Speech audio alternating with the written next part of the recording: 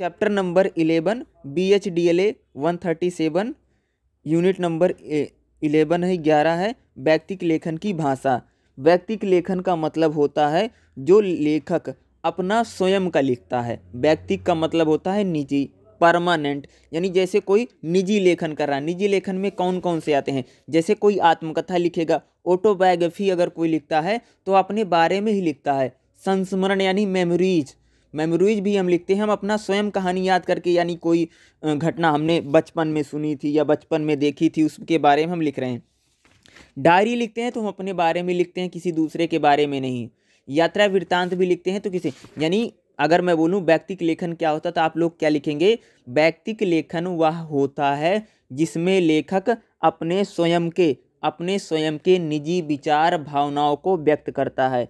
लेखक क्या करता है? इसमें स्वयं के निजी विचार और भावनाओं को व्यक्त करता है। लेखक अपने द्वारा किए गए निजी अनुभवों को इसमें बताता है, और कहीं न कहीं यह लेखक का एक प्रकार से क्या होता है? निजी लेखन होता है, या उसके निजी अनुभव होते हैं जिसके वो पेन और पेपर या कह सकते हो अपनी भावनाओं को कहीं न कहीं उसको कलमबद्ध करता है, यानी लिखने का प्रयास करता है। यानी ऐसे लेखन जिसमें लेखक अपने बारे में बातें करता है, अपनी चीज़ों के बारे में बताता है, अपने बारे में बताता है, बल्कि वह दूसरे के बारे में नहीं बताएगा। अब मान लीजिए आप क्या लिख रहे हो, आप अपने बारे में जीवन आत्मकथा लिख रहे हो, ऑटोबायोग्राफी कोई भी लिखेगा तो क्या होगा? लेखक अपने ही बारे में तो लिखेगा कि मेरा जीवन कैसे रहा, मैंने लाइफ में क्या किया, मैंने क्या प्राप्त किया, मैंने क्या प्राप्त नहीं। यानी जो भी व्यक्ति अपनी आत्मकथा लिखेगा वो अपने ही बारे में लिखेगा, दूसरे के बारे में नहीं लिखेगा। सिंपल सा है। दूसरा है जैसे संस्मरण है, तो संस्मरण भी अगर आप देखोगे तो संस्मरण भी जो होते हैं हम अपने बारे में ही लिखते हैं। मान लो कि आपको बचपन में कोई घटना आपके साथ घट गई, या आपने कोई ऐसा रोड एक्सीडेंट देखा था, कुछ भी आपने अगर संस्मरण है, यानी संस्मरण का मतलब होता है कि हमने ऐसी कोई घटना देखी है जिसके हम साक्ष्य क्या रहे, हमारे सामने ही वह घटना घटी है। तो इस प्रकार की जो घटनाएं घटती है, जो हमारे सामने घटती है, उनको बाद में जब हम रिकॉल करके लिखते हैं, यानी याद करके, संस्मरण यानी स्मरण करके, याद करके जब कोई घटना को लिखा जाता है तो उसको क्या बोलते हैं? संस्मरण, यानी स्मरण करके। अब मान लीजिए संस्मरण कोई लिखेगा, कोई दूसरा तो फलाना तो लिख नहीं सकता, आपको ही पता, फलाना का मतलब कोई दूसरा व्यक्ति आपके संस्मरण को तो लिख, यानी आपने उस घटना को देखा है, आपने उस घटना को जाना। संस्मरण भी जो होता है वह क्या होता है कि एक प्रकार का व्यक्तिक लेखन है, निजी लेखन है। दूसरा, अगर तीसरा देखेंगे, डायरी है। डायरी आप सबको पता होगा कि निजी लेखन होता है। डायरी में हम अपने ही विचार लिखते हैं और अपने ही बातें लिखते हैं, वो भी हमारा निजी लेखन होता है। डायरी हो गया। डायरी के बारे में आप बहुत ज़्यादा जानते हैं, इसलिए ज़्यादा मैंने डिटेलिंग में नहीं बताया। यात्रा वृत्तांत, यात्रा वृत्तांत का मतलब होता है जब हम कहीं पर घूमने फिरने जाते हैं।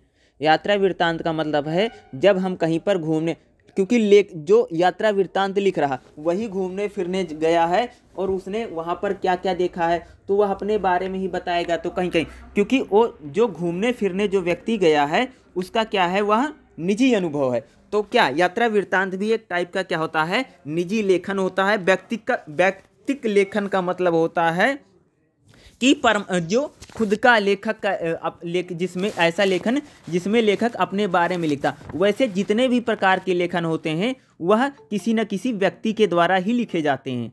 अगर आप व्यक्तिक लेखन को देखोगे तो किसी भी प्रकार का लेखन हो, जो भी लेखन होता है किसी न किसी व्यक्ति के द्वारा ही लिखे जाते हैं। लेकिन क्या होता कि जो कुछ ऐसे लेखन हैं जिसमें लेखक अपने बारे में बहुत ज़्यादा बातें बताता है, बहुत डिटेलिंग में, या उसका निजी लेखन होता है, या कह सकते हैं कि वो अपनी बारे में निजी बातें बताता है, उसका जीवन कैसा, उसकी लाइफ कैसे है। जैसे डायरी लिखेगा, यात्रा वृत्तांत लिखेगा, आत्मकथा लिखा है, ऑटोबायोग्राफी जो होती है कि उसने जीवन में क्या अर्जित किया है, क्या पाया है, इन सब बारे में जब लेखक लिखता है तो कहीं कहीं वो व्यक्तिक लेखन। देखो अब क्या होता, सुनो।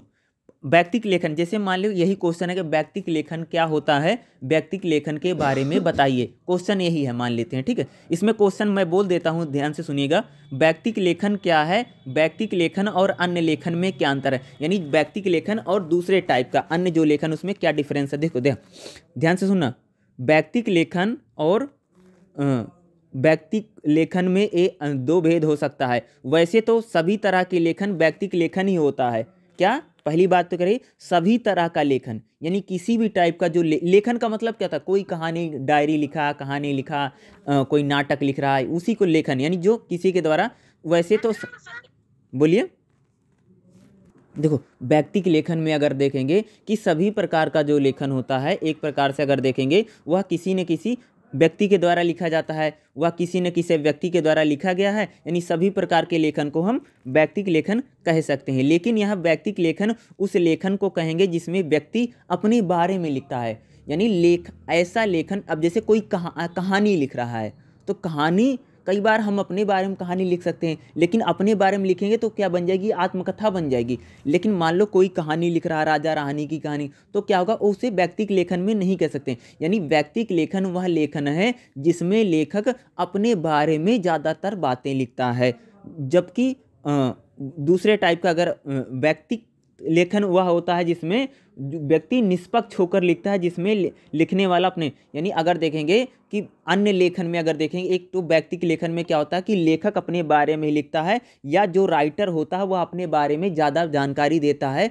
और कहीं कहीं उसका निजी लेखन, यानी कह सकते हैं प्राइवेट लेखन कह सकते हैं, यानी उसका निजी जीवन है, उसके बारे में उसने लिखा। लेकिन अन्य लेखनों में देखेंगे तो जो व्यक्ति होता है क्या होता है, न्यूट्रल होकर के। न्यूट्रल का मतलब होता है एक प्रकार से किसी का साइड नहीं लेगा, और कहीं कहीं वह एक प्रकार से न्यूट्रल होकर के कहीं कहीं क्या करता है, राइटिंग करता है, यानी लिखता है कि लिखने वाला, और वहाँ पर कुछ ना कुछ चीज़ें बताने का प्रयास करता है। देखो जो व्यक्ति के लेखन होता है उसमें हम अपने बारे में लिखते हैं, और कहीं कहीं जो अन्य लेखन होता है हम वहाँ किसी अन्य व्यक्ति के बारे में या तीसरे थर्ड पर्सन के बारे में चीज़ों को लिखा जाता है। व्यक्तिक लेखन से तात्पर्य क्या है, अपनी अनुभूतियों को जब कोई व्यक्ति अपनी भाषा में व्यक्त करने का प्रयास करता है। देखिए, अपनी अनुभूतियों को जब कोई व्यक्ति अपनी भाषा में व्यक्त करने की कोशिश करता है तो उसको हम व्यक्तिक अभिव्यक्ति कहा जाएगा। यानी जब कोई व्यक्ति अपनी अनुभूति का मतलब होता है जब उसने कुछ फील किया है, जब उसने कुछ अनुभव किया है, जब कोई व्यक्ति किसी भी चीज़ का अनुभव करता है और उसको अपनी भाषा में लिख करके व्यक्त करने की कोशिश करता है, तो हम उसको क्या कहते हैं, व्यक्तिक अभिव्यक्ति। यानी कोई व्यक्ति क्या कर रहा है, अपने चीज़ों को अभिव्यक्त कर रहा है, यानी बोल रहा, उसी को कह सकते हैं हम व्यक्तिक लेखन कहेंगे। इसके केंद्र में व्यक्ति स्वयं होता है, जो न केवल लेखक होता है बल्कि उस अभिव्यक्ति का माध्यम। यानी व्यक्तिक लेखन में क्या होता है, लेखक जो होता है वह केंद्र में यानी सेंटर में रहता है, और कहीं कहीं अपने आप को ही केंद्रित करके वह लेखन करता है। इस तरह व्यक्तिक लेखन निजी लेखन होता है, और निजी लेखन में इसी तरह देखेंगे हर प्रकार का जो व्यक्तिक लेखन है वह क्या होता है, निजी लेखन होता है। और व्यक्तिक लेखन में अगर आप देखोगे तो क्या रहता है, इसमें जो हमारा निजी लेखन होता है हम क्या लिखते हैं, अपनी अनुभूतियाँ, यानी हमने जो अनुभव किया अपनी अनुभूतियों को, घटनाओं को, और कहीं कहीं घटनाओं को लिखते हैं, और विचार को केंद्रीय भूमिका निभाते हैं। यानी हमने जो अनुभव किया है या हमने जो एक्सपीरियंस है हमारे द्वारा जो भी चीज़ें एक्सपीरियंस की गई, हमने जो सीखा है, जो अनुभव किया है, या हमारे साथ जो घटनाएं घटी हैं, या हमारा जो विचार है उसको केंद्रीय भूमिका निभाते हैं। आदि कवि वाल्मीकि के मुंह से जब पहली बार कविता फूटी थी तो उसमें करुणित क्रोध का भाव उमड़ पड़ा। उनकी व्यक्तिक अनुभूति थी, यानी क्या कह सकते हैं कि जो हमारा व्यक्तिक लेखन होता है ना, क्या होता, हमारा एक तो निजी लेखन है। मान लीजिए ऐसा नहीं कि व्यक्तिक लेखन बहुत अच्छा हो सकता है, कई टाइप में हो सकता है। अब मान लो कोई व्यक्ति गुस्से में होकर के किसी के बारे में लिख रहा है, किसी से क्रोधित होकर के, किसी से निराश होकर के, किसी पर व्यंग करते हुए लिख सकता है, क्योंकि विशेष घटना को देख करके व्यक्ति के मन में जो भाव पैदा होते हैं, किसी घटना को देख करके आप शायद क्रोधित हो जाएं, किसी घटना को देख करके आप बहुत ज़्यादा समझ लें कि बहुत ज़्यादा उसके प्रति आप उदारवादी हो जाएं, तो कह सकते हैं कि व्यक्तिक लेखन का जो कहीं कहीं शैली है वो कई प्रकार की शैलियाँ हो सकती है। अगर शैली का मतलब होता है कि जब हम किसी चीज़ को कहते हैं, कहने का ढंग होता है शैली।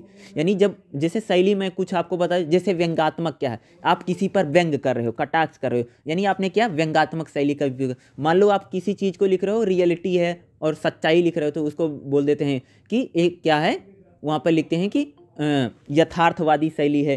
चित्रात्मक शैली का मतलब होता है, आपने एक चीज़ सुना होगा ना, कोई ना आपको कहानी सुनाएगा ना, तो आपको लगेगा जैसे हमारे मन में या आपके मन में ऐसा लगेगा कि जैसे उसकी चित्र यानी जैसे मूवी चलती है वैसे आपके फोटो चले, यानी चित्रात्मक शैली उसे को बोलते हैं जब लेखक इस प्रकार का वर्णन करे कि जो पाठक है यानी जो उसका सुनने वाला है पढ़ने वाला है उसके मन में एक प्रकार से उसकी छवि बन जाती, उसको क्या कहते हैं। उसी प्रकार के भावनात्मक लेखन, कई बार देखा हो कि बहुत लेखक ऐसे होते हैं बहुत ज़्यादा भावुक होकर लिखते हैं, या करुणा का मतलब होता है बहुत ज़्यादा करुणा या व्याकुल उठते हैं किसी रोदन को, यानी रोने ऐसा लिखते हैं कि आदमी दूसरा आदमी पढ़ने वाला रो दे। ये क्या होता है, लेखन की अलग अलग शैली होती है। शैली आपको पता है शैली क्या होती है, क्योंकि ये जो इसमें तो नहीं लेकिन BHDLA 138 अगर आपके पास होगी तो उसमें आपको भाषा और शैली लिखने का आता है। तो शैली में ये चीज़ें आपको पता नहीं, शैली के अलग अलग प्रकार हैं, कई टाइप की शैलियाँ होती हैं। जैसे आपको कोई मिला, सुनो मैं धीमान से, शैली क्या समझ जाओगे कि जैसे आप कहीं गए आपको कोई मिला, आपने उस पर क्या किया, कटाक्ष कर दिया, व्यंग कर दिया, तो आपने क्या उससे किस तरह शैली में बात किया, आपने कटाक्ष किया। या कई बार हम किसी की आलोचना कर देते हैं या किसी पर कटाक्ष कर देते हैं, तो इस प्रकार की शैली, यानी जब हम किसी व्यक्ति से बात करते हैं तो हमारे बातचीत करने का ढंग क्या है या स्टाइल क्या है, स्टाइल को ही हिंदी में क्या बोला गया, शैली क्या है। यानी आप जब किसी से बात करते हो या कुछ कहते हो या करते हो तो आपकी शैली क्या है, उसी को बोलते हैं कि हिंदी में आपको मिलेगा भाषा। भाषा का मतलब समझते हैं, भाषा में क्या लिखोगे, जब भाषा और शैली आती है उसमें क्या लिखते हैं कि हमारी लैंग्वेज किस टाइप की है, यानी हम हिंदी के शब्दों का प्रयोग कर रहे हैं, उर्दू के शब्दों का प्रयोग कर रहे हैं, फारसी के शब्दों का प्रयोग कर रहे हैं या संस्कृत के शब्दों का प्रयोग कर रहे हैं। यानी दो चीज़ें मेन लिखी जाती हैं, क्योंकि BHDLA 138 भी होगी आपके पास तो उसमें भी आपको हेल्प करेगा। शैली आप समझ गए, शैली इस टाइप से समझा करो कि जब कोई व्यक्ति बात करता है तो उसके कोई शब्द बोलने का या बातचीत करने का ढंग क्या है, उसी को बोला जाता है शैली। भाषा का मतलब होता है जो व्यक्ति आपसे बात कर रहा है या लिख रहा है वो किस ढंग से लिख रहा है, हिंदी में लिख रहा है कि ग्रामीण अंचल की भाषा लिख रहा है कि लोकोक्ति मुहावरों का यूज कर रहा है। इस प्रकार से कह सकते हो कि कौन कौन सी प्रकार की भाषा लिखी जाती है। तो इससे क्या, जब एक, क्योंकि इंपॉर्टेंट क्वेश्चन रहेगा BHDLA अगर 138 आपके पास होगी तो एक ना एक चैप्टर का जरूर आएगा, वो पूछेंगे इसका संरचना शिल्प यानी भाषा और शैली बताइए, तो उसमें क्या रहेगा, अगर ये चीज़ें आपको पता है तो आप आराम से लिख सकते। तो वही मैं बता रहा हूँ कि जो व्यक्तिक लेखन किया जाता है उसमें जो लेखक होता है उसकी शैली अलग अलग प्रकार की हो सकती है, यानी उसको लिखने का जो ढंग है वो कई टाइप से। अब मान लो कोई हमारा ऐसा लेखक है जिसके जीवन में बहुत सारी कठिनाइयाँ रही हैं तो अलग प्रकार से लिखेगा। मान लो कोई ऐसा लेखक है जिसका जीवन बहुत सुखदायी रहा हो, यानी हर व्यक्ति के जीवन में कहीं न कहीं उतार चढ़ाव आते हैं,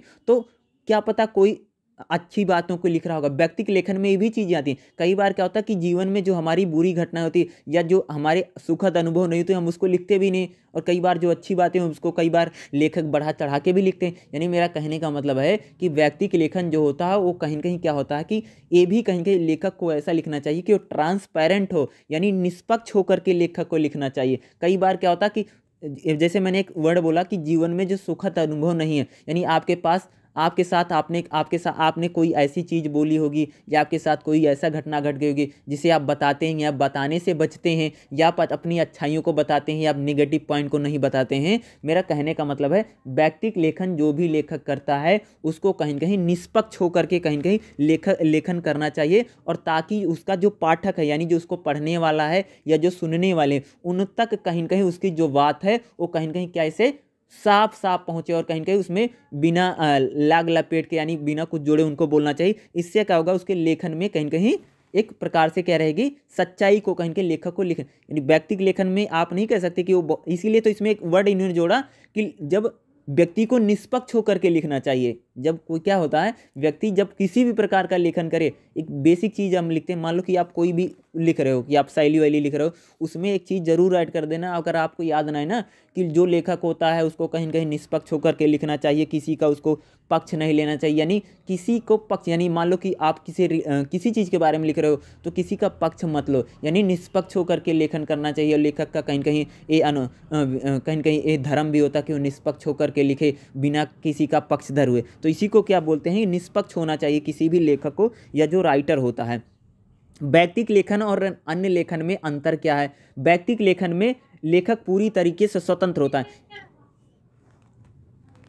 जो व्यक्तिक लेखन होता है उसमें क्या, लेखक पूरी तरीके से स्वतंत्र है अपने बारे में लिखने के बारे में। व्यक्तिक लेखन में क्या होता है, जो लेखक होता है वह पूरी तरीके से स्वतंत्र होता है। व्यक्तिक लेखन में लेखक उसकी अनुभूतियों के बीच में कोई दूसरा व्यक्ति हस्तक्षेप नहीं कर सकता है। यानी जब मान लीजिए आपने जीवन जिया है, मान लो आप अपनी ऑटोबायोग्राफी लिख रहे हो, तो आपका कोई दूसरा तो छेड़छाड़ कर ही नहीं सकता। आप अपने बारे में लिख रहे हो तो आपने कैसे जीवन जिया। और कहीं कहीं व्यक्तिगत लेखन में लेखक पूरी तरीके से स्वतंत्र होता है, उसमें कोई दूसरा व्यक्ति हस्तक्षेप नहीं कर सकता है। इसमें लेखक अपने अनुभव जगत का निबोध गति से व्यक्त करता है, जबकि दूसरी तरह के लेखन में लेखक को यह स्वतंत्रता नहीं रहती। यानी दूसरा अन्य लेखनों में देखेंगे तो लेखक स्वतंत्र नहीं रहता, उसमें जो कहानी लिख रहा था उसमें कैरेक्टर किस टाइप के हैं उस टाइप की आपको बातें लिखनी होंगी, या उसमें कैरेक्टर हैं या उसमें पात्र हैं उनके अनुरूप चलना पड़ेगा। लेकिन जो आपका परमानेंट लेखन है, व्यक्तिगत लेखन है, आप उसमें स्वतंत्र रह करके आप जैसे लिखना चाहते हैं आप उसी प्रकार के लिख सकते हैं। इसे ठीक से समझने के लिए व्यक्तिगत लेखन और अन्य लेखन में फ़र्क जान लेना बहुत ज़रूरी है। व्यक्तिगत लेखन उसे कहते हैं जिसमें लेखक सीधे तौर पर दिखाई देता है। यानी व्यक्तिगत लेखन उसे कहते हैं जिसमें लेखक जो होते हैं, लिखने वाला जो होता है सीधे तौर पर और कहीं कहीं वो दिखाई देगा। जैसे मान लो प्रेमचंद्र जी कहानी लिखते हैं ना, तो हमें इतना ही पता चलता है ना कि प्रेमचंद जी ने कहानी लिखी, उसमें बीच में प्रेमचंद तो नहीं आते हैं ना। लेकिन कुछ ऐसे लेखन होंगे जिसमें लेखक भी रहेगा, वो बताएगा कि जैसे मैंने बोला है, जैसे मैंने कहा है, मैं भी वहाँ पर साक्ष्य घटनाओं को लेकर के जब कई बार लेखक लिखता है। यानी और यानी व्यक्तिगत लेखन वह लेखन है जिसमें जो लेखन में क्या रहता है, लेखक स्वयं रहता है, वो अपने बारे में ज़्यादा, जैसे एग्जाम्पल यात्रा वृत्तांत है, संस्मरण है, रेखा चित्र है, डायरी है, जीवनी है, ये सभी प्रकार की जो विधाएं होती हैं व्यक्तिगत लेखन की श्रेणी में आती है। अन्य लेखन क्या होता है, जैसे कहानी है, उपन्यास है, नाटक है, ये अन्य विधाएं अन्य लेखनों में आती हैं। यहाँ लेखक और उसके वर्णन के बीच में चरित्र आ जाते हैं। मान लो कि आप कोई कहानी लिख रहे हो तो उसमें कैरेक्टर भी, अब मान लो प्रेमचंद्र जी की एक कहानी आपने सुना होगा कि पूस की रात है, पूस की रात में सुना, तो बीच में तो प्रेमचंद थोड़ी आ जाते हैं, तो उसमें हल्कू है, मुन्नी है, उसका जो कुत्ता है या जो सहना उसमें उन्हीं लोग है ना, अन्य लोगों का तो उसमें जिक्र नहीं आपको मिलता है ना। अगर व्यक्तिगत लेखन में देखोगे सिंपल सा एक चीज़ है, मैं बता देता हूँ। देखो, पॉइंट लिखना चाहते तो लिख लेना, जरूर लिख लेना। पहला पॉइंट क्या है, सभी प्रकार का लेखन व्यक्तिगत लेखन ही होता है, क्योंकि सभी लेखनों में कहीं कहीं किसी व्यक्ति के द्वारा लिखे जाते हैं। व्यक्तिगत लेखन वह लेखन होता है जिसमें लेखक स्वयं मौजूद रहता है। देखिए, व्यक्तिगत लेखन वह लेखन होता है कि जिसमें लेखक स्वयं मौजूद होता है, और सभी प्रकार के लेखन को हम व्यक्तिगत लेखन कह सकते हैं। अगला, व्यक्तिगत लेखन में लेखक अपनी निजी अनुभूतियों को अपनी भाषा में व्यक्त करने की कोशिश करता है, और उसी को कहीं कहीं हम व्यक्तिगत लेखन कह भी सकते हैं। और जिसमें लेखक अपने जीवन में जो उसके साथ घटनाएं घटी हैं या उसने जो अनुभव किया है वह निभाता है। और व्यक्तिगत लेखन में अगली एक हेडिंग भी कह सकते हो, व्यक्तिगत लेखन में लेखक लेखन की केंद्र बिंदु में रहता है। व्यक्तिगत लेखन जो होता है उसमें जो लेखक है उसको निष्पक्ष होकर के अपने बारे में लिखना चाहिए, ऐसे भी कह सकते हो। व्यक्तिगत लेखन में लेखक को पूरी स्वतंत्रता होती है, बल्कि अन्य लेखन में लेखक को पूरी स्वतंत्रता नहीं होती, क्योंकि उसको पात्रों के अनुरूप कहानी को लिखना पड़ता है या उनके अनुरूप गढ़ना पड़ता है। व्यक्तिगत लेखन के प्रकार उसमें लिख सकते हो, क्या लिखोगे, डायरी है, संस्मरण है, यात्रा वृत्तांत है, जीवनी है। अन्य लेखनों में कह सकते हो कहानी है, उपन्यास है, नाटक है, और ये होते हैं। इस प्रकार से आप लिख सकते हो। तो व्यक्तिगत लेखन अगर देखोगे कि अन्य विधाओं में देखोगे, इससे अन्यता थे, यहाँ लेखक उसके वर्णन के बीच में चरित्र आ जाते हैं जिनका अपना व्यक्तित्व होता है। ये चरित्र लेखक को अपनी निजी अनुभूतियों को व्यक्त करने में, व्यापित करने से कहीं कहीं रोकते हैं। यानी मान लीजिए अन्य लेखन, जैसे कोई कहानी लिख रहा है, कोई नाटक लिख रहा है, कोई अन्य चीज़ों को लिख रहा है, कोई कहानी, नाटक, कोई कविता लिख रहा है, तो कविता इस प्रकार की जो लेखन होते हैं उसमें अन्य कैरेक्टर आ जाते हैं। तो जो लेखक होता है उतनी ज़्यादा स्वतंत्र होकर के लिख नहीं सकता है। लेकिन लेखक आत्मकथा में, संस्मरण में, डायरी में, यात्रा वृत्तांत में या इसमें ये क्या होता है कि व्यक्तिगत लेखन में गिने जाते हैं, और जिसमें कहीं कहीं लेखक अपने निजी अनुभवों को लिखता है या अपने निजी अनुभवों के बारे में कहीं कहीं बारे में अधिक जानकारियां देता है। व्यक्तिगत लेखन का मतलब होता है ऐसा लेखक जिसमें लेखक स्वयं केंद्र बिंदु में मौजूद हो और अपने आप को केंद्र मान करके जब वह लेखन करता है, उसको हम व्यक्तिगत लेखन कह सकते हैं। अगला एक क्वेश्चन है, बहुत इंपॉर्टेंट क्वेश्चन है और एग्जाम के पॉइंट ऑफ व्यू से, ठीक है। मैं बोल रहा हूँ, ठीक है, ध्यान से सुनना। व्यक्तिक लेखन की विभिन्न विधाओं का उल्लेख कीजिए। क्वेश्चन समझो क्या है, क्या कह रहा है। एक क्या कह रहा है कि व्यक्तिक लेखन जो है वो कौन कौन से टाइप का है, यानी कौन कौन सी चीज़ों में व्यक्तिक लेखन आप कह सकते हो। तो कौन कौन सा प्रकार है, क्या लिखोगे। सबसे पहले लिखते हैं भूमिका, ठीक है। उसमें क्या लिखोगे, सबसे पहले देखो व्यक्तिक लेखन की विभिन्न विधाएं 11.4 में आपको बुक में मिल गया है, पेज नंबर है 69, ये सेकंड यूनिट में होगा, ठीक है। देखिए व्यक्तिक लेखन की विभिन्न विधाएं क्या हैं। अगर 4 हेडिंग बनानी पड़ेंगी, 4 हेडिंग कौन कौन से हैं। आत्मकथा, संस्मरण, डायरी और यात्रा वृत्तांत, ये 4 हैं, 4 पॉइंट हैं, ठीक है। तो मैं बोलता हूँ, सुनो। सबसे पहले लिखोगे व्यक्तिक लेखन वह लेखन होता है जिसमें लेखक अपने स्वयं के निजी अनुभवों को लिखता है। और व्यक्तिक लेखन में कई प्रकार की विधाओं में व्यक्तिक लेखन किया जाता है, जैसे कि डायरी में, आत्मकथा में, संस्मरण में और यात्रा वृत्तांत। ऐसी विधाएं हैं जिसमें लेखक स्वयं केंद्र बिंदु में मौजूद रहता है और वह अपने बारे में अधिक से अधिक लिखता है, जो कि निम्न प्रकार से हैं और निम्न प्रकार से हम इन्हें कह सकते हैं। फिर एक क्या करोगे, एक हेडिंग लिखोगे, व्यक्तिक लेखन की विभिन्न विधाएं। क्या लिखोगे, भूमिका के बाद क्या लिखोगे, व्यक्तिक लेखन की विभिन्न विधाएं। फिर लिखोगे पॉइंट नंबर 1, लिखोगे आत्मकथा, ठीक है। यहाँ तक आपको लिखना पड़ेगा। जैसे सिंपल सुनो, क्वेश्चन है व्यक्तिक लेखन की विभिन्न विधाओं का उल्लेख कीजिए। सबसे पहले लिखा भूमिका, जैसे मैंने बोला इतनी भूमिका लिख दी। फिर क्या ब्लैक पेन से क्या लिखोगे, व्यक्तिक लेखन की विभिन्न विधाएं निम्नलिखित हैं, इतना लिख दिया। फिर क्या लिखोगे, पॉइंट नंबर 1 आत्मकथा, पॉइंट नंबर 2 संस्मरण, पॉइंट नंबर 3 डायरी और पॉइंट नंबर 4 यात्रा वृत्तांत। फिर क्या करोगे, इन चारों पॉइंटों को क्या करना पड़ेगा, आपको एक्सप्लेन करना पड़ेगा, ठीक है। अब ध्यान से सुनो कि आत्मकथा क्या होती है, ठीक है। आत्मकथा अगर देखेंगे, आत्मकथा को अंग्रेजी में ऑटोबायोग्राफी भी कहा जाता है। लेखक स्वयं अपने जीवन को क्रमिक ब्यौरा प्रस्तुत करता है, उसे आत्मकथा। ऐसा लेखन जिसमें लेखक, ध्यान सुना, आत्मकथा को बता रहा हूँ, ऐसा लेखन जिसमें लेखक अपने जीवन की संपूर्ण घटनाओं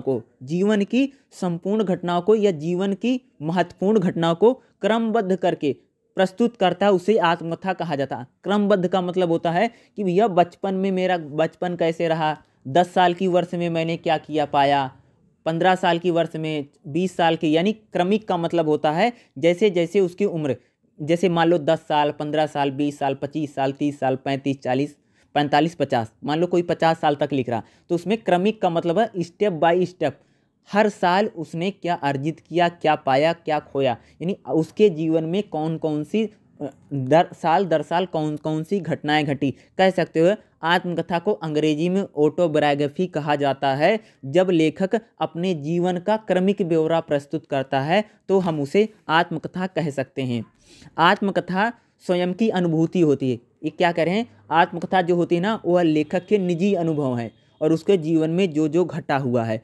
इसमें लेखक उन तमाम बातों का विवरण देता है। इसमें जो लेखक होता है अपने जीवन की उन तमाम घटनाओं का विवरण देता है जो उसके जीवन में घटी रहती हैं। ध्यान सुनना, आत्मकथा में लेखक अपने अंतर जगत को बाह्य जगत के सामने प्रस्तुत करता है। अंतर जगत यानी आपने जीवन में जो अनुभव किया है। मान लीजिए आपने जीवन में बहुत सारे ऊंचे ऊंचे पदों पर रहे हैं, ठीक है, आप बहुत ऊंचे ऊंचे पदों पर, मान लो कोई प्रधानमंत्री है, कोई मुख्यमंत्री रहा है, तो मान लो अपनी जब ऑटोबायोग्राफी लिखेगा तो जीवन में उसने ऐसे बहुत सारे घटनाएं रही होंगी जिनका आम जनता ने सुना होगा, लेकिन उसके बारे में उसको जानकारी नहीं रही होगी, तो उन चीज़ों को लिखता है। यानी कह रहे हैं कि बाह्य मन से, यानी आप जो होते हैं अंतर जगत, यानी आपके जीवन में जो चीज़ें घटनाएं घटी आप ही जानते हैं, लेकिन आपको दूसरों को सामने उसको क्या करते हैं, प्रस्तुत करते हैं। इसमें आत्म विश्लेषण भी होता है, यानी आप अपना क्या कर सकते हैं, विश्लेषण भी कर सकते हैं कि मैंने जीवन को सही जिया कि नहीं जिया। मान लो जैसे कोई आत्मकथा लिखता है ना, तो आत्मकथा लिखने का एक ही उद्देश्य रहता है कि मैंने जीवन को ऐसा जिया है, लाइफ में इस प्रकार की गलतियां आपको नहीं करनी है। अगर आप लाइफ को ऐसे जिएंगे, आत्मकथा जो भी लिखता है उसका कहीं कहीं मैसेज यही रहता है कि मैंने लाइफ को ऐसे जिया है, आपको भी जीवन को ऐसे जीना है, और ताकि आप जब आपसे अपने लाइफ को ऐसे जिएंगे तो आपको क्या होगा, उन इन गलतियों को नहीं करना, और मैंने जीवन में जो अच्छी चीज़ों को प्राप्त किया आप कैसे उसे प्राप्त करते हैं। यानी लेखक क्या करता है, इसमें अपना आत्मविश्लेषण करता है और कहीं कहीं उपदेश भी देता है। उपदेश जिसने पूरा जीवन जी लिया होगा वही तो उपदेश देगा कि जीवन में क्या करना चाहिए क्या नहीं। यानी एक प्रकार से क्या होता है कि वो उपदेशक होकर के, एक प्रकार से कह सकते नेता होकर के, या कह सकते एक प्रकार से स्पीक के अकॉर्डिंग वो अपना बातों को बताता है, ठीक है, कहता है। आत्मकथा सत्य पर आधारित होती है क्योंकि लेखक अपने वर्षों में दोषों में भी निर्मलता को उजागर करता है। यानी जो आत्मकथा होती है यह सत्य पर आधारित होती है क्योंकि लेखक इसमें अपने जीवन में जो घटनाएं घटती हैं उसमें सच्चाई को लिखता है, सच्चाई को लिखता है, और उसके जीवन में जो दोष रहे, जो कमियां रहे उसको भी बताता है। यह बात तो लेखक की ईमानदारी पर ही निर्भर करती है, वह कितना सच्चाई से लिख रहा है। यानी आत्मकथा में जो भी राइटर है वह कितनी सच्चाई से लिख रहा है, या कितनी बातें सच लिख रहा है, कितनी बातें झूठ लिख रहा है, वो कहीं कहीं लेखक पर ही निर्भर करती है। वह क्या होती है, लेखक पर ही निर्भर करती है, वह कितनी चीज़ों को सच लिख रहा है या कितनी चीज़ें सच नहीं लिख रहा है। सर ये वैसे आत्मकथा की कमियां हैं। आत्मकथा में अगर देखेंगे कि आत्मकथा में लेखक अपने जीवन के बारे में लिखता है तथा समाज के सामने स्वयं को प्रस्तुत करता है। मान लो आपने जीवन में जो जिया उसको आप समाज को बता रहे हो, यानी आप एक बुक लिख करके, आप एक किताब लिख करके क्या कर रहे हो, समाज के सामने स्वयं को प्रस्तुत कर रहे हो, जिससे समाज उसके जीवन के पहलुओं से परिचित होता है। यानी जो हमारा समाज होता है वो भी कहीं कहीं हमारे जीवन में जो पहलू रहे, जो बातें रहेंगी, उससे भी क्या होता है, हमारा समाज परिचित होता है और हमारे बारे में जानता है। और ये भी कहीं कहीं एक चीज़ लिखना कि आत्मकथा लिखने से क्या होता है, हमने जीवन में जो गलतियां की हैं उसको भी हम बताते हैं कि आपको ऐसी गलतियां नहीं करना है, लाइफ को कैसे जीना। एक प्रकार से बोलें कि लेखक एक प्रकार का उपदेशक, एक प्रकार का उपदेशक, एक प्रकार का लीडर बन करके कहीं कहीं दूसरों को उपदेश देता है कि जीवन में क्या गलतियां करनी है, क्या गलतियां नहीं करनी हैं।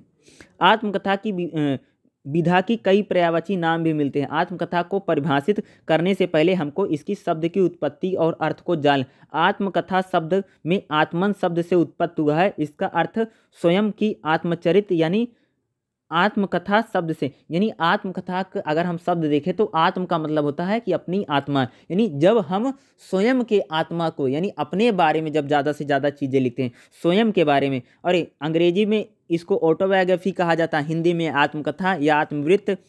हिंदी शब्द कोश में अगर देखोगे आत्मकथा शब्द स्त्रीलिंग संज्ञा में कहीं कहीं है। आत्म कहानी भी कह सकते हैं, यानी स्वयं के द्वारा, आत्मकथा को क्या कह सकते हो, स्वयं के द्वारा लिखी गई जीवन पर आधारित कहानी, या इसे हम आप बीती और आत्म कहानी भी कह सकते हैं। आत्मकथा की अवधारणा पर अनेक विद्वानों ने अपने विचार लिखे हैं। इन विचारों के आधार पर कहा जाता है कि जो आत्मकथाकार होता है वह अपने जीवन की प्रमुख घटनाओं को अपने बारे में निष्पक्ष होकर के लिखता है, और इसमें लेखक अपने उचित और अनुचित घटनाओं का क्या करता है, चित्रण करता है और दूसरे अन्य लोगों को बताने का प्रयास भी करता है। यानी व्यक्तिक लेखन की जो विभिन्न विधाओं में हमारा पहला पॉइंट क्या है, आत्मकथा। ये जितना मैंने बताया है आपको क्या करना पड़ेगा, इसको इसी प्रकार से आपको लिखना पड़ेगा। दूसरा कह रहे हैं, आप फिर जब दूसरी हेडिंग डालेंगे उसको कह रहेगी संस्मरण क्या होता है, यानी इसको हम इंग्लिश में क्या बोलते हैं, मेमोरीज बोलते हैं। संस्मरण साहित्य की एक विधा है। जो संस्मरण है वो भी क्या है, साहित्य की एक विधाओं में से आता है।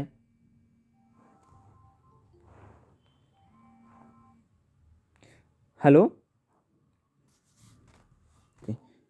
देखिए अगर हम संस्मरण की अगर देखेंगे तो अगर हम संस्मरण की चर्चा करें तो संस्मरण देखो, संस्मरण क्या है, एक साहित्यिक विधा है। स्मृति के आधार पर किसी विषय पर या कोई व्यक्ति लिखित आरेख प्रस्तुत करता है तो उसे संस्मरण, यानी स्मृति के आधार पर जब हम किसी चीज़ को रिकॉल करके, यानी याद करके जब किसी घटना के बारे में लिखते हैं, जब हम किसी घटना के बारे में रिकॉल करके, रिकॉल का मतलब होता है कि हम जब किसी घटना को याद करके लिखते हैं तो हम उसे क्या कह सकते हैं, संस्मरण कह सकते हैं। संस्मरण को साहित्यिक निबंध की एक प्रवृत्ति भी माना जाता है। ऐसी रचनाओं को संस्मरणीय निबंध कहा जाता है। जीवन में कुछ ऐसी घटनाएं हमारे सामने जुड़ी होती हैं जिनको हम याद करके समय समय पर सुन करके या उसका आनंद भी लेते हैं। आत्मकथा संस्मरण विविध रूपकार ही है, यानी कह सकते हैं कि संस्मरण वह होता है जिसमें हम किसी अपने जीवन में, हमारे जीवन में जो घटनाएं घटती हैं,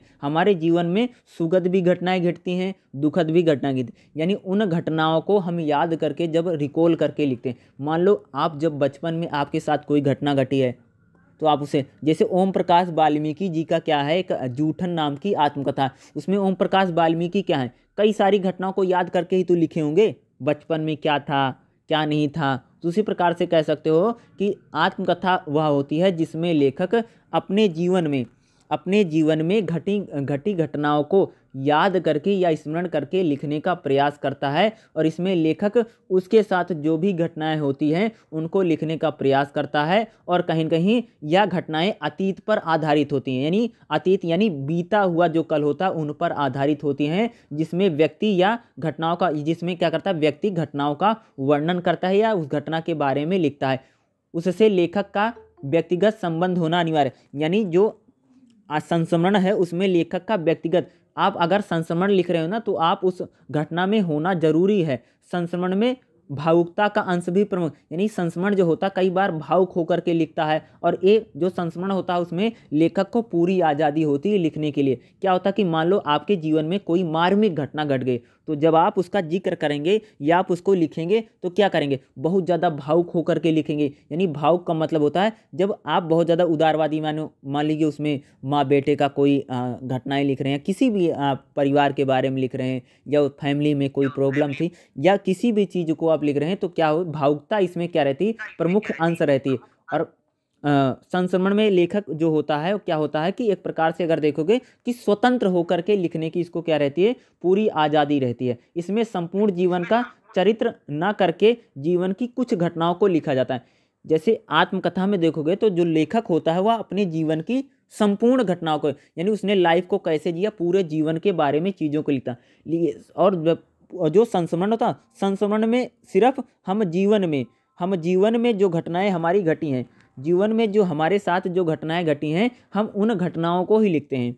जीवन में हमारे साथ जो घटनाएं घटी हैं जिनको हम रिकॉल करके, मान लो आप बहुत छोटे थे, ठीक है, आप 5 वर्ष के थे या 7 वर्ष के थे, उस टाइम पर कोई घटना घटी, अब आप 40 वर्ष के हो गए, तो उन घटनाओं को अगर आप लिखोगे तो कैसे लिखोगे, याद करके ही तो लिखोगे, स्मरण करके ही तो लिखोगे। तो इनको क्या करते हैं, हम याद करके और स्मरण करके इन घटनाओं को लिखते हैं, और संपूर्ण जीवन को नहीं बल्कि जीवन के किसी एक अंश को हम पेश करने का जिक्र करते हैं, और जिससे पाठक के मन में जिज्ञासा का भाव उत्पन्न होता है। यानी ऐसी संस्मरण को लिखते हैं जो हमारे पाठक पढ़ना चाहते हैं या जिनको वो जानना चाहते हैं। ये रही दूसरी। तीसरी क्या है, डायरी। ठीक है, डायरी क्या है, ये भी क्या, थर्ड पॉइंट आपके लिखेंगे डायरी। डायरी भी क्या है, व्यक्तिगत लेखन की एक विधा में से और महत्वपूर्ण विधा में से जानी जाती है। और डायरी क्या होती है आप सबको पता होगा। डायरी में क्या रहता है, जिसमें कोई व्यक्ति दिन तारीख सन के आधार पर घटनाओं को लिखता है। डायरी में देखा होगा अलग अलग आप डायरी देखेंगे तो उसमें अलग अलग डेट पड़ी रहती है, कि हर डेट पड़ी रहती है। तो डायरी में हम उसमें क्या करते हैं कि अलग अलग चीज़ों को लिखते हैं।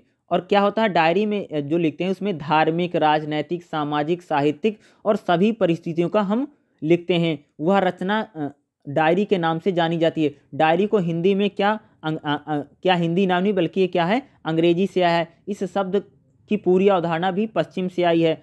हिंदी में इसको दैनिकी, दैनंदिनी और कई नामों से कहीं कहीं इसको बुलाया जाता है। डायरी रोज लिखे जाने वाले तथ्यों और घटनाओं का एक प्रकार से क्या होता है कि एक बुक होती है, जिसमें हम कह सकते हैं कि जिसमें नोटबुक होती है जिसमें लिखते हैं। देखो डायरी को हिंदी में क्या, डायरी जो होते हैं टीचर भी लिखते हैं, स्टूडेंट भी लिखते हैं, यानी हर प्रकार का वर्ग लिखता है। अब जैसे डायरी कह सकते हो जो कोई व्यापारी है तो व्यापारी भी डायरी लिखते हैं। वो क्या है, अपने व्यापार के बारे में, क्या बिका, क्या आया, कितना पैसे हुए, कितना लेन देन हुआ, कितना हमने खरीदा, कितना नहीं, वो लिखते हैं।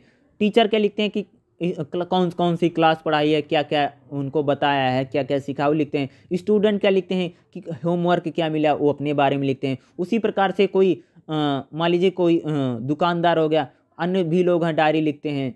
ठीक है, तो कुछ लोग ऐसे होते हैं जो मान लीजिए उन्होंने पूरे दिन में अगर पूरे दिन में अगर कोई घटना घटी है तो उस घटना को क्या, जब शाम हो जाती है, जब सोने के लिए जाते हैं उससे पहले वो आधे घंटे 20 मिनट या 15 मिनट उस घटना के बारे में, कोई महत्वपूर्ण घटना या किसी ने कुछ बोला है तो उसको लिखते हैं। यानी इसमें क्या होता है कि हम दिन, और डायरी में क्या रहता है, ऐसा कोई ज़रूरी नहीं है कि डायरी को डेली लिखा जाए, इसमें कुछ दिनों का भी गैपिंग हो सकती है। ऐसा कोई ज़रूरी नहीं कि प्रतिदिन लिखा जाएगा तभी हम उसको डायरी कह सकते हैं। मान लो कोई 2 दिन में, हफ्ते में, 15 दिन में सारे 15 दिन की बातों को एक बार में लिखता है, यानी इसमें गैपिंग भी हमें देखने। और डायरी पूरी तरीके से क्या, निजी मानी जाती है।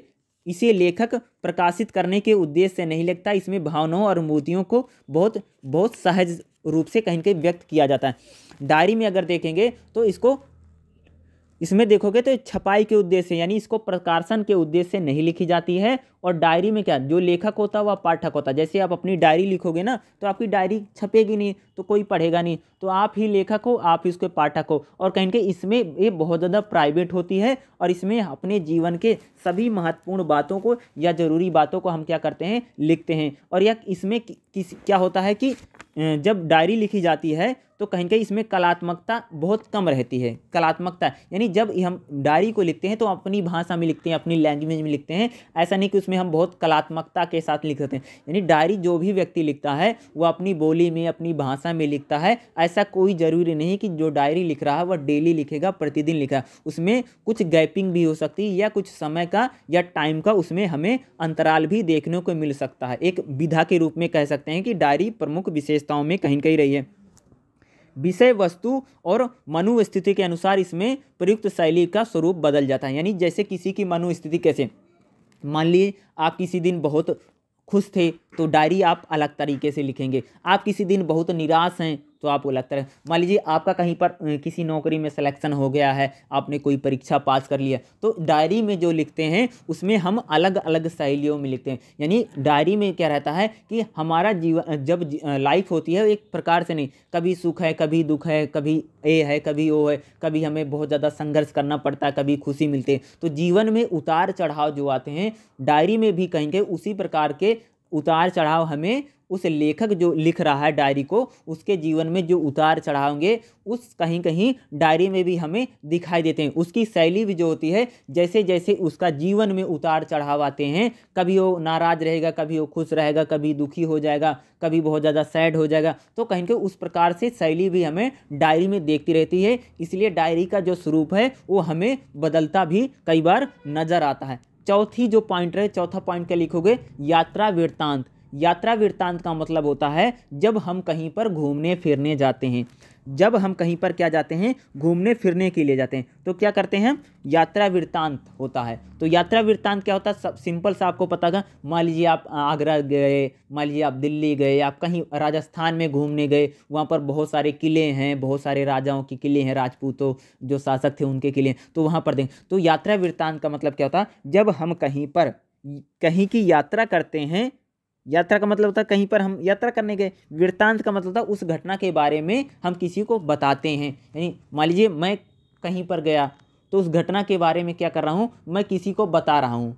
एक तो मैं रहा जहाँ पर मैं घूमने गया, मैं किसी अन्य व्यक्ति को, उसी को कहते हैं यात्रा वृत्तांत। जब हम कहीं पर घूमने फिरने जाते हैं और उसकी जानकारियाँ जब हम किसी सेकंड और थर्ड पर्सन को बताते हैं कि मैं वहाँ पर घूमने गया था, वहाँ पर ऐसे था, वहाँ पर ऐसे था, और वहाँ के बारे में हम पूरी जानकारी देते हैं, कैसे हम गए, कैसे रहे, और कहीं की सारी चीज़ों को बताते हैं, उसी को क्या हम बोलते हैं, यात्रा वृत्तांत कहा जाता है। यात्रा वृत्तांत साहित्य की विधा है जिसमें लेखक किसी स्थान की यात्रा का वर्णन करता है। यानी यात्रा वृत्तांत क्या था, इसमें जो लेखक रहता है उसने किसी स्थान की अगर उसने यात्रा की है तो उस यात्रा के बारे में क्या करता है, उसका वर्णन करता है, उसके बारे में बताता है। अन्य शब्दों में कहा जाए तो जब कोई व्यक्ति अपने द्वारा की गई यात्रा के अनुभव को कलात्मकता के साथ प्रस्तुत करता है। यानी आप कहीं पर घूमने गए, या आप कहीं पर टूर पर गए, या आप कहीं पर घूमने फिरने गए थे, तो वहाँ पर जब आप घूमने फिरने गए थे उन सारी चीज़ों को क्या लिखते हैं आप, कलात्मकता के साथ। यानी एक शैली बना करके कहने का ढंग होगा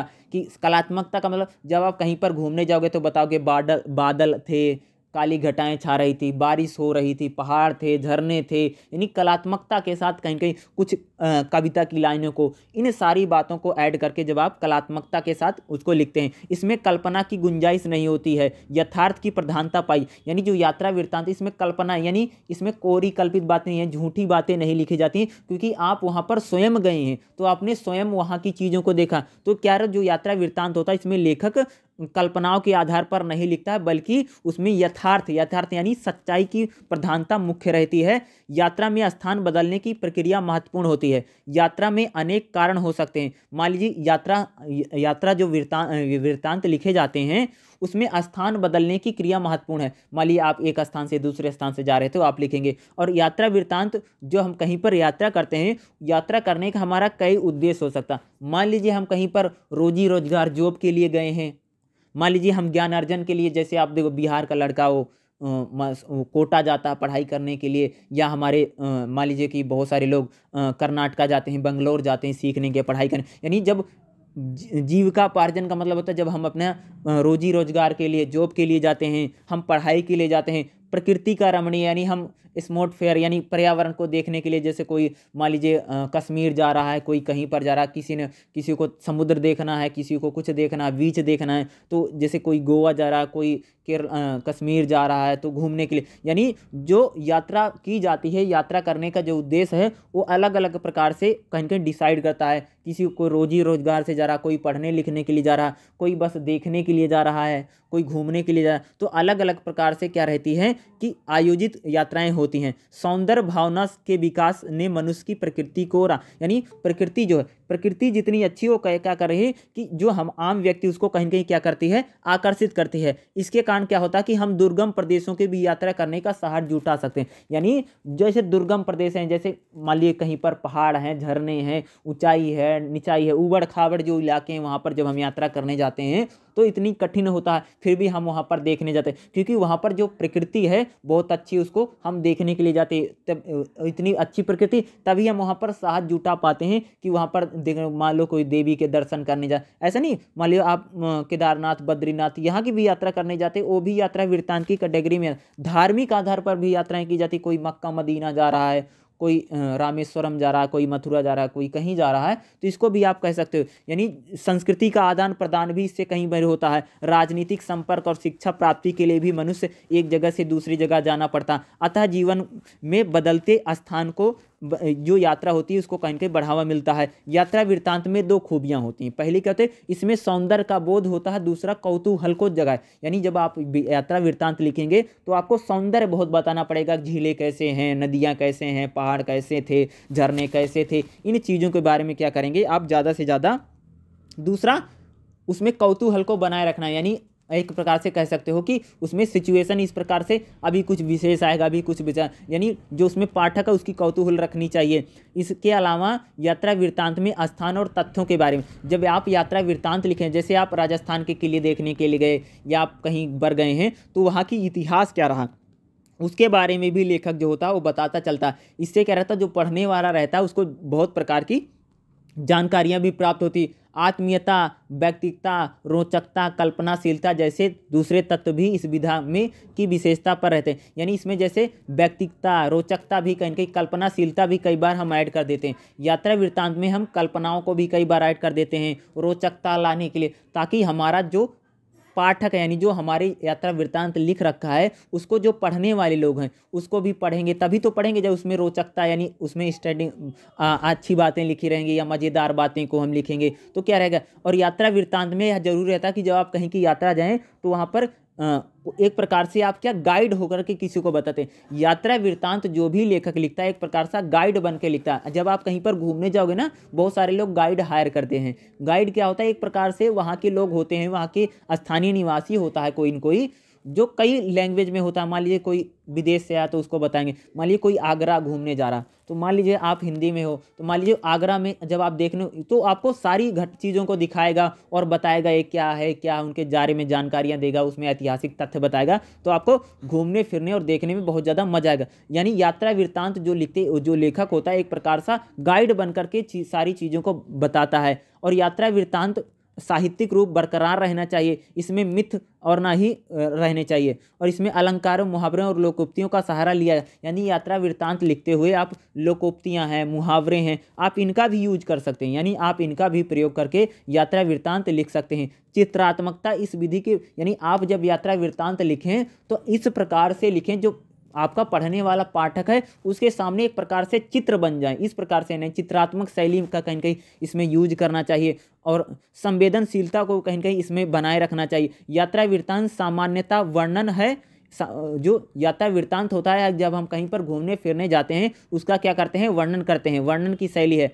इसके अलावा डायरी, पत्र और रिपोर्टाज शैली में लिखे जाते हैं। इसके अलावा वर्णनात्मक शैली और कौन कौन से है, जैसे डायरी है, पत्र है, रिपोर्टाज भी कहीं कहीं इसी शैली के अंतर्गत आते हैं। वर्णनात्मक शैली यानी यात्रा वृत्तांत की शैली, मान लो डायरी कोई लिख रहा है तो उसमें, यानी मान लो आपने कहीं यात्रा वृत्तांत किया, हम डायरी में भी लिखते हैं यात्रा वृत्तांत, जैसे हम कहीं पर, मान लो हम कोई डायरी लिखता है, ठीक है, तो कहीं पर घूमने जाएगा तो लिखेगा ना अपनी डायरी में ना कि मैं वहाँ पर घूमने गया था, यहाँ पर घूमने गया था, इस तारीख को गया था। तो पत्र में भी लिखता है कि जैसे मान लीजिए आप किसी को बता रहे कि मैं वहाँ पर घूमने फिरने गया था, ऐसे देखा वैसे देखा, यानी यात्रा वृत्तांत को आप डायरी में भी लिख सकते हैं, पत्र में भी लिख सकते हैं, या आप इसकी रिपोर्ट तैयार कर सकते हैं कि वहाँ पर क्या क्या। इस प्रकार से इस शैली में भी कहीं कहीं यात्रा वृत्तांत को लिखा जाता है। और इम्पॉर्टेंट क्वेश्चन रहेगा कि यात्रा वृत्तांत लेखन की विभिन्न विधाएँ क्या हैं, और इसमें 4 जो हेडिंग है, आत्मकथा, संस्मरण, डायरी और यात्रा वृत्तांत, ये 4 हेडिंग रहेंगी। भूमिका, चारों हेडिंग लिखना, और बाद में क्या लिखना, आपको निष्कर्ष लिखना है। इतना पूरा आप लिख देंगे तो क्या आपका पूरा क्वेश्चन कंप्लीट हो जाएगा। और इसी प्रकार से आप क्या करेंगे, इसको लिखने का प्रयास कीजिए, ठीक है।